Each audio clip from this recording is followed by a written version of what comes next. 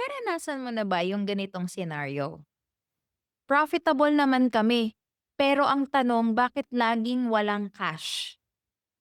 Welcome to the episode 7 ng ating podcast, Negosyo at Numero, and I am Iza Estinopo, a certified public accountant. And ngayon, isishare ko po sa inyo yung kwento ng marami sa atin ng mga business owners. Profitable naman ako, pero bakit laging walang cash? Or bakit laging nahihirapan magpasahod? Or bakit laging nagpapamove ng TDCs? So, pag-usapan po natin yung cash flow intelligence and how to never be profitable but broke again. So, yun, usually, yung mga naririnig natin na mga dialogue from the business owners na profitable naman ako, malaki naman yung tinutubo ko sa mga items na binebenta ko or maganda naman yung sales ko.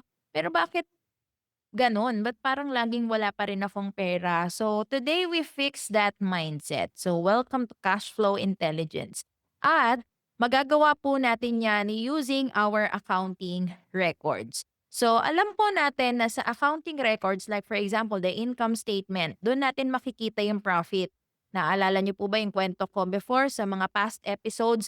Sales minus cost of goods sold or cost of sales, yun po yung gross profit, yun yung pinakatubo natin, and then ile-less mo pa yung mga iba mo pang mga expenses like salaries, utilities, rent, etc.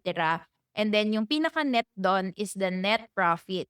So, may mga negosyante na maganda pa rin naman yung net profit nila, yung pinaka natitira or pinaka-residual na lang sa dulo, pero nagtataka sila bakit parang hirap pa rin sila sa cash nila pagdating sa pagtingin nila sa income statement.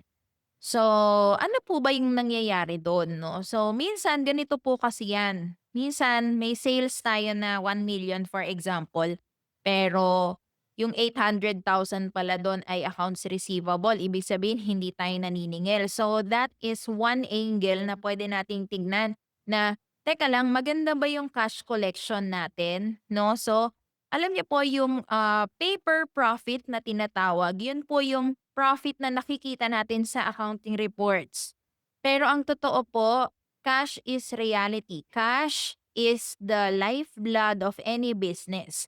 So, parang may red flag tayo doon. Maganda sa papel, maganda sa performance, sa report, sa income statement, pero bakit parang hindi ko nararamdaman? Parang bakit wala naman laging laman yung bank account ko? So you can be profitable on paper and still fail or still lose dahil wala kang pangbayad ng mga immediate receivables mo. So cash flow intelligence is understanding when money moves and not just how much. So we need to understand cash flow cycles. So meron po kasi tayong tinatawag na cash flow cycle in which, yung ang business natin 'di ba may cycle 'yan. So buy, yung paninda mo, bili kang paninda, then sell them, and then collect, and then pay. Okay, so usually ito yung cycle, and then we can also use this cycle as, thinking about our cash flow. Like for example, buy, kasi usually we buy on, terms 'di ba, 30 days for example or 15 days. And then once na makuha natin ng items is ibenta natin and then ikolektahin natin agad before the terms ideally, and then bayaran po natin yung ating mga suppliers natin. So for example, mahaba ang collection. 'Di ba kunyari nagbebenta ka, o sige 60 days, pero yung bayarin mo 30 days. So medyo may problema tayo sa timing nun. So this cycle tells you na yung buy, sell, collect, and pay, this cycle na existing sa business mo, this will tell you kailan ka ba kukulangin sa cash. So doon pa lang mapaplano mo pa. Ano pa? Kailan ka pwedeng mag-invest? So meron ka bang sobrang pera? Saan mo yan gagamitin? I-invest mo ba in expansion? Or paiikutin mo ba ulit kasi hindi pa ganun kalaki? Or makikita mo rin diyan kung kailan ka dapat maghinay-hinay. Teka lang, medyo magkaroon po tayo ng self-control, 'wag tayong impulsive.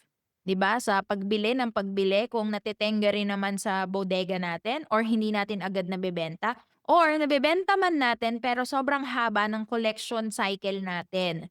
So, alam niyo po, timing, kaya nga po sa accounting meron po tayong tinatawag na timing. Meron po tayong mga date kung ano yung coverage ng accounting reports like the income statement and the cash flow, and then as of date naman yung mga balance sheet natin. So, timing matters more than total. So, for example, meron akong 1 million sales collected in 90 days. O kaya meron naman akong compare natin sa 700,000 sales collected in 30 days. Ano sa tingin mo yung mas healthy do'n sa dalawa? 1 million to be collected in 90 days or 700,000 to be collected in 30 days? So, alam niyo po na cash flow is about timing and it is not about the figures only. So, 'pag sinabing late collections, tulad ng 1 million na to be collected in 90 days, mas healthy pa rin po yung 700,000 to be collected in 30 days. Bakit? Kasi late collections or early payments sa suppliers equals stress. No, kapag wala tayong koleksyon tas kailangan natin magbayad agad, stress po ang pagpapupuntahan niyan. Kaya kailangan po nating planuhin yung mga gagawin natin at magagawa natin yan by looking at our existing reports, by doing management accounting, for example, or kung ano man po yung bookkeeping records ninyo ngayon, yung bank statements ninyo ngayon, yung movement ng cash flow ninyo ngayon, pwede nyo po yan i-check para malaman ninyo ano yung nangyayari ngayon sa negosyo ninyo at papaano nyo mas mapapaganda o maaayos yung cash flow issues ninyo. So, we don't need any complex models. We can start with weekly cash position, for example. So, the cash position report, pwede nyo siyang gawin weekly para ma-monitor ninyo kumusta yung cash ninyo. So, pwede nyo rin pong ilista yung mga expected collections ninyo, i-plot nyo doon sa araw ng expected dates. Then, yung monthly obligations ninyo, ilista nyo rin po at i-compare ninyo doon sa expected collections ninyo para mapopondohan niyo po yung mga monthly obligations ninyo using the expected collections. And of course, you need to do planning. Ayan. So, maganda po monthly or quarterly, meron po kayong cash flow planning. So, if you can see your cash flow, like meron kang forecast na 30 to 60 days ahead, you can avoid panic decision making. Kaya, ingatan po natin ang ating mga negosyo by doing cash flow, forecasting, planning, at dapat po masolusyonan po natin yung mga long collection times, 'di ba? Para po bigay natin or sustain natin yung daily operations natin at yung mga immediate obligations natin sa ating mga suppliers. So, ask yourself, do I only track profit on paper or do I manage cash? So because businesses don't die from lack of profit, they die from lack of cash, and cash is the lifeblood of any businesses. So that's it for episode 7. See you at episode 8. Thank you so much. This has been Iza Estinopo. Thank you so much. God bless us all.